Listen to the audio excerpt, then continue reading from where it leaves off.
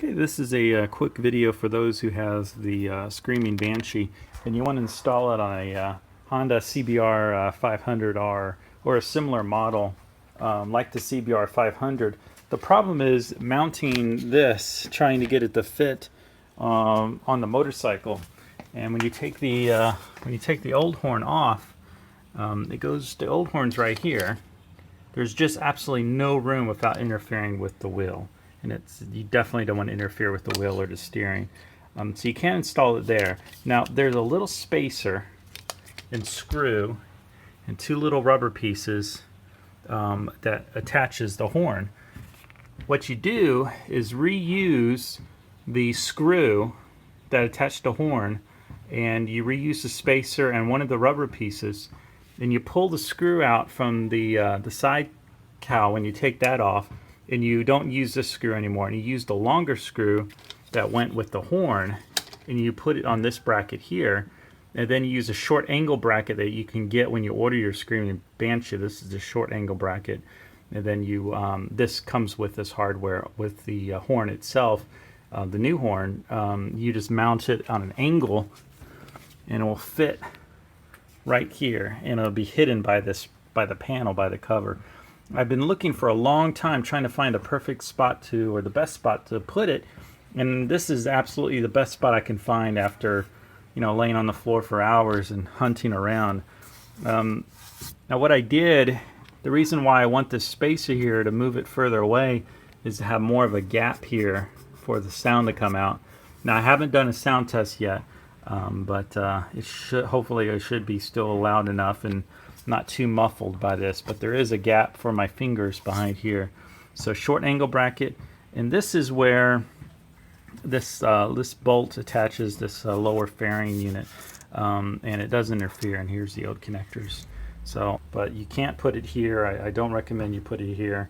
Just reuse the old spacer and old rubber and the old longer screw, and then put it here just like this, little spacer there, and then the little rubber piece, and then here's that flat bracket, extension bracket, and there's the old screw, the old bolt for the old horn. You reuse that, and then this is the one that's in there you take out, and then there you go. And this will all be covered up, so I just got to wire it and test it. Now how you get that piece off the middle cowl, here is the instructions. You can pause on how to do that. And here's a picture. And what I found is to get that piece off, you need to press down. Let's see if I can get a good picture. You need to press down on this. You really got to press hard. If you don't press down, you won't be able to get that panel off, but that panel will come off. It's just this is the most difficult part. So you got to press down here, then while you're pulling it off. And that's it. So I'm going to put it back together and wire it up and test it out. Hopefully it sounds good. Okay, I did a quick wiring just to do a test, and every time I try to test the yellow wire, which is supposed to activate your high beams, the unit would shut down and it would not work anymore, and I would have to have it powered off for a while to work again. So anyway, what I found is I didn't have a good ground, so I hooked the ground temporarily directly to the battery, and now it's working fine. So if your unit's not working correctly, definitely check your ground. Make sure you have a good ground. So I wouldn't irritate the neighbors, I stuffed the horn. So that's what it sounds like when it's stuffed. So now when you press it, see no light? But now you press and hold.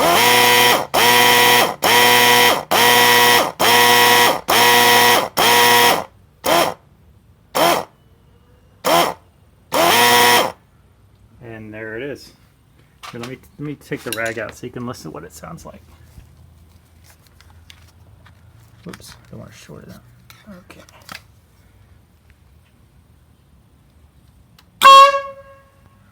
It's pretty loud. So now I need to permanently wire it up. Okay, I am done. So I'm going to show you the final product of the horn, the Shockwave. Oh, sorry. This is probably the neatest install there ever was for the Shockwave, but here's the factory connectors, and I have a couple spades connected to the wiring from the horn, and the two blue wires are going to the spade connectors for the old horn connection, and just put them together. Heat shrink tubing, some nice wire dressing. This is the ground. It's very important your ground's very good, and so yeah, you have the two blue wires here, then you have the ground wire, which I believe was black, and then the red wire I have going up here, and then all the way across, and see if you can see it. You can see it right there. See how the wire dressing really makes it look a lot better, I think. Gives it a little more professional look, and then of course it's, oh, there it goes. Okay, then it's going right here with some heat shrink tubing. Okay, put that back later. So anyway, this is where the Screaming Banshee is. Again, I used a bracket from the old horn, the spacer and bolt from the old horn, and that allowed it to pull out a little more, so there's a little bit of an air gap here. And this goes behind that panel, the cowl on the outside, in the left side that you take off. So there's a 25 amp fuse, and there's two jumpers here that I have left on for a 0.15 millisecond delay, I believe. Now the yellow wire, you see this yellow wire?